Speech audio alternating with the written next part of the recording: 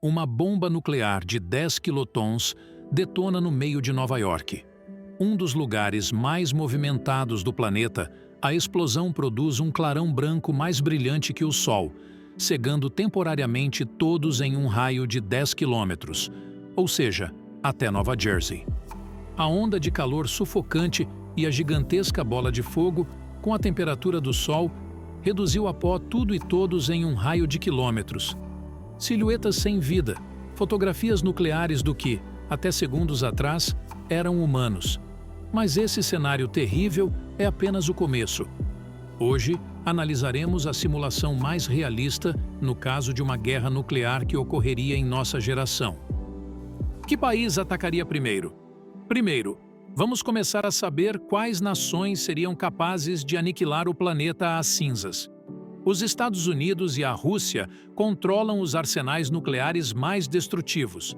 Ambos possuem milhares de ogivas nucleares, que é equivalente a 90% do arsenal nuclear total do mundo, o suficiente para causar destruição em escala global. As ameaças entre ambos duram décadas, com avaliações e ultimatos que abalaram o resto do mundo. Uma semana antes do ataque iminente, o pânico se espalha pela incapacidade dos líderes mundiais em evitar a catástrofe. Então, o medo mais profundo da humanidade começa a se materializar com o primeiro lançamento de uma arma nuclear tática direcionada a um alvo militar russo. Além da perda de vidas e das propriedades ao redor do ponto de impacto, o terror se espalha. É hora de se afastar o máximo possível de uma cidade grande e correr para o abrigo nuclear mais próximo.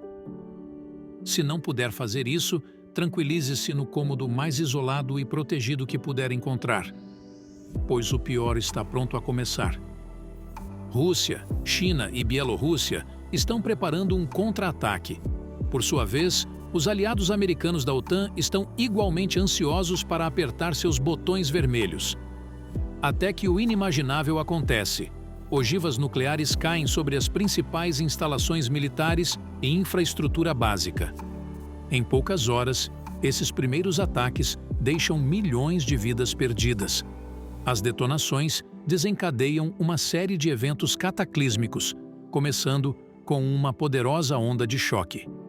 Vejamos como essa onda depende da sua distância do epicentro.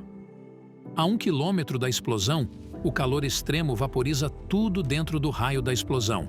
A 5 quilômetros de distância, a onda ainda é devastadora. Ela desmorona edifícios e causa incêndios incontroláveis. Se a explosão não o matar, ela o deixará gravemente ferido. O calor consome o solo e causa queimaduras de 3º grau. A 10 quilômetros do marco zero, a onda de choque ainda é poderosa.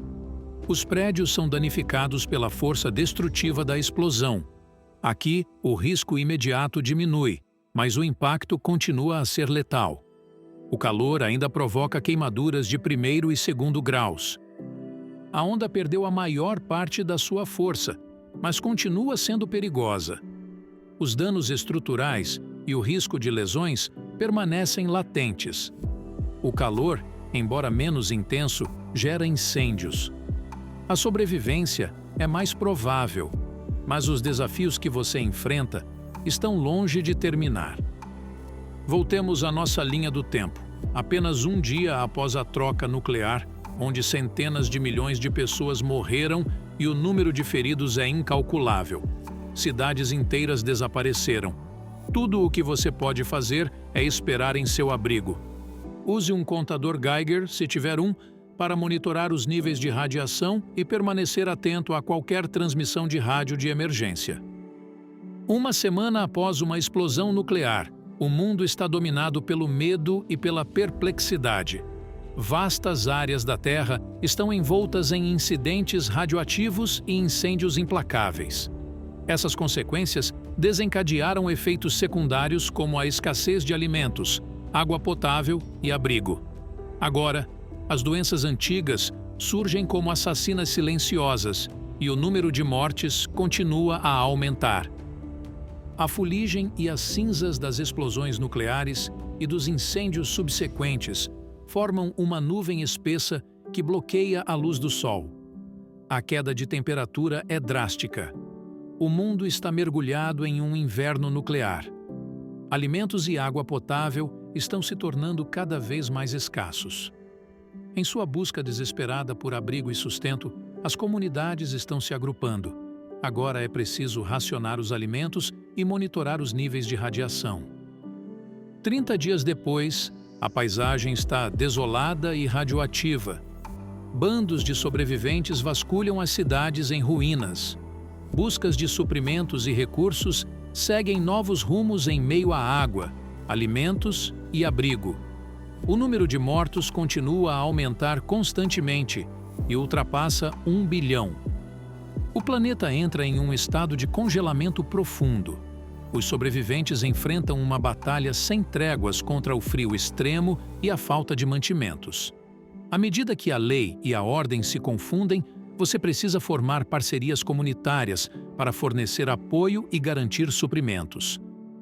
12 meses depois, governos improvisados estão surgindo para fornecer alguma aparência de estabilidade. Mais de 3 bilhões de pessoas mortas. A sociedade está tentando conciliar a realidade de um mundo desprovido de conveniências. Conectividade e tecnologia são exploradas. Fontes de energia renováveis para gerar eletricidade e calor. Pequenos grupos começam a trocar recursos e conhecimentos, enquanto serviços de saúde incipientes surgem. Ao mesmo tempo, torna-se crucial oferecer às novas gerações um nível básico de educação. Nesse momento, é de vital importância ser um membro ativo de sua comunidade, ensinando os jovens, criando jardins verticais ou participando de qualquer projeto de resiliência. No 5º ano, o mundo mudou para sempre. As comunidades de sobreviventes cresceram em número e território. As redes comerciais abrangem áreas mais amplas e grupos isolados estão se reconectando. A cooperação científica está em ascensão para superar os desafios. O mundo pós-apocalíptico vê uma agricultura tradicional evoluir para o cultivo interno e controlado de pequenas culturas.